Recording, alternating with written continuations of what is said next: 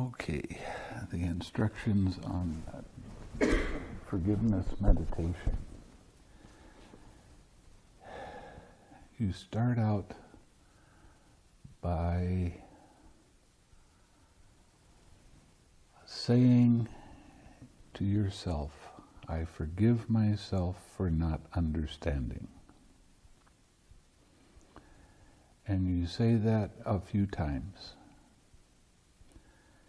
And then you say, I forgive myself for not understanding, and then you take that feeling of the understanding and put it in your heart and radiate that to yourself. If your mind gets distracted, or not if, when, your mind gets distracted, then you use the 6 R's. You recognize that your mind is distracted. You release this distraction by not keeping your attention on it.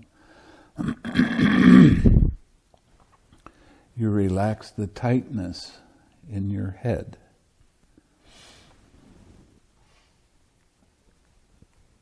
Well, this is your brain. And there's a membrane that goes around this. It's called the meninges. It goes around each half. Every time you have a thought, every time you have a sensation, every time you have a feeling arise, your brain expands against the meninges and it causes tightness. Now, this tightness is craving. That's how you recognize tightness. So when you relax that, you'll feel kind of, it almost feels like an expansion, but it's just a going back to normal. And you'll notice that your mind doesn't have any thoughts. Your mind is very clear, your mind is very bright, and your mind is pure. Why is it pure? Because you've let go of craving. Craving is the I like it, I don't like it mind.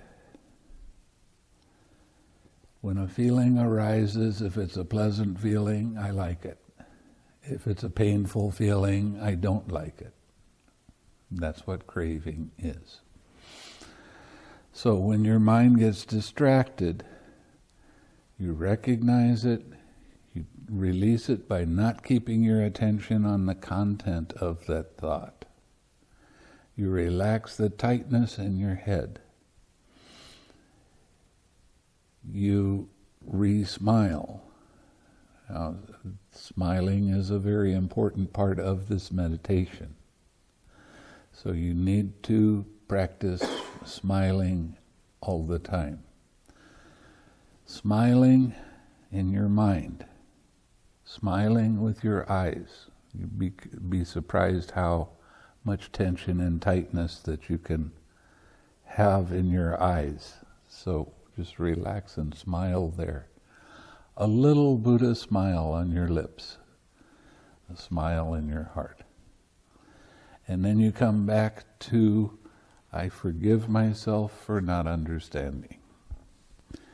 Your mind can have some resistance to this. And it'll start saying, I don't really, this is stupid, I don't want to do this, this doesn't work.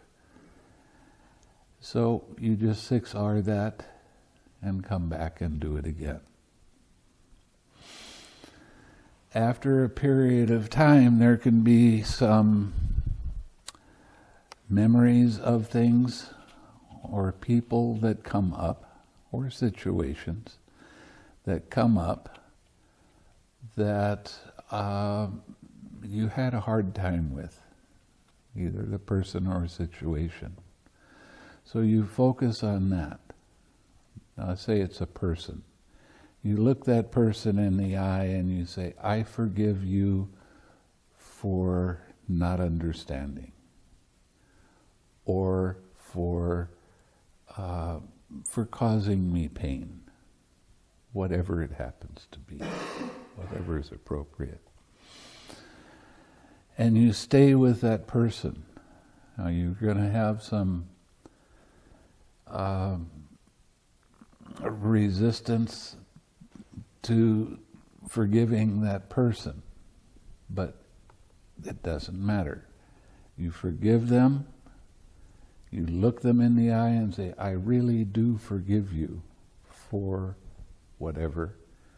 And then you put that person in your heart and radiate loving the forgiveness to them. And your mind is going to distract away and say, no, I don't want to do this. And you 6R that and come back and do it again. You need to sit between 45 minutes and an hour every time. If you stay with that same person the whole time, that's fine. If you just stay with yourself the whole time, that's fine. But every time you get distracted, you have to 6R and come back and do it again. And then put them in your heart and radiate forgiveness to them.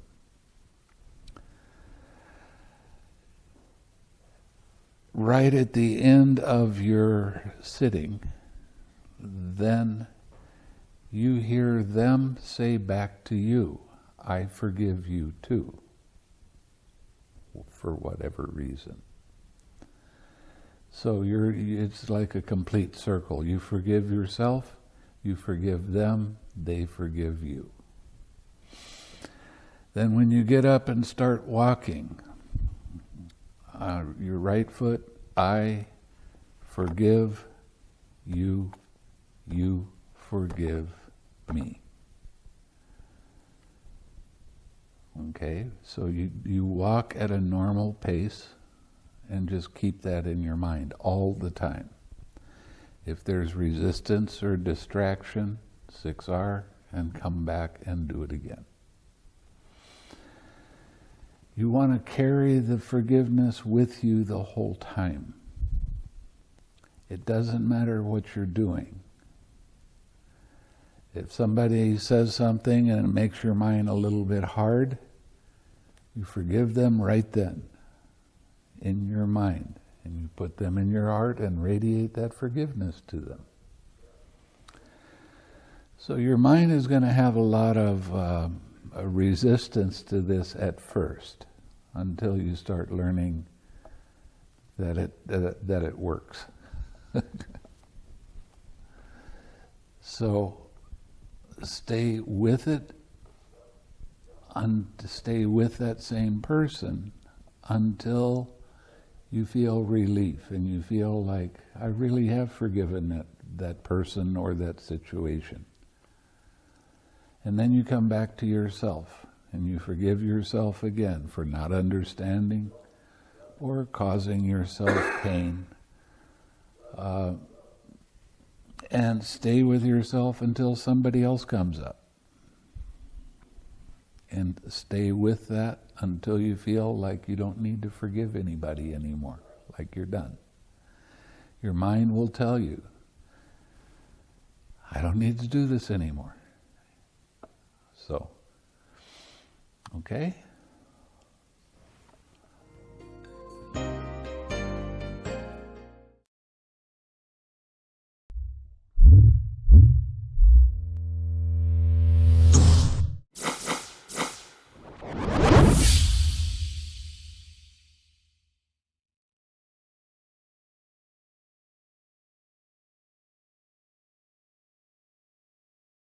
وَالَّذِينَ لَا يَدْعُونَ مَعَ اللَّهِ إِلَهًا آخَرَ. Those who don't call anyone other than Allah as a God. And then he said there's a couple other things. وَلَا يَقْتُلُونَ النَّفْسَ الَّتِي حَرَّمَ اللَّهُ إِلَّا بِالْحَقِّ. They don't kill anyone. وَلَا يَزْنُونَ, and they don't commit zina. Big sins, right? Why did he mention that? I believe he mentioned that because for some people in the world, these things are difficult. There are some people whose whole family is mushrik. They're the only one on Tawheed. And for them to only worship Allah is very hard, but they still do it. They still do it. They're special to Allah. There are cities and states and countries where wars are going on. People are killing each other. And it's very easy to join in and just kill somebody. And they say, no, I will not kill an innocent person. I won't do it. Even though it's really hard. It's really hard for them to stop. Everybody else is doing it. That's special to Allah. He says, وَلَا يَزْنُونَ. And they don't commit zina. They don't have boyfriends and girlfriends. Why did he mention that? Because for some people it's always there. He's a good-looking young guy. He walks around in the mall and the girl looks at him and goes, hee hee. And he's like, oh, this is easy. You know, nobody's watching. And he stops himself. And he's being tested by Allah. He's being tested. وَلَا يَزْنُونَ. They don't do it. وَمَنْ يَفْعَلْ ذَلِكَ يَلْقَى أَثَامًا. Whoever did that he's come to contact with a great sin. How can a Muslim do this? How can a Muslim do shirk? How can a Muslim kill someone? How can a Muslim commit zina? يُضَاعَفْ لَهُ الْعَذَابِ يَوْمَ الْقِيَامَةِ. The punishment will be doubled for those people. Shirk, murder and zina, anybody else does it, they will get punished. A Muslim does it, I'll punish him double.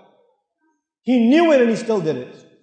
On Judgment Day, on Resurrection Day, the punishment is doubled for him. وَيَخْلُدْ فِيهِ مُهَانًا. And he will remain in that punishment humiliated. He will constantly be humiliated. Because shirk and killing a person and zina are humiliating crimes. They take away the dignity of a human being. إِلَّا مَنْ تَابَ وَآمَنَ وَعَمِلَ عَمَلًا صَالِحًا.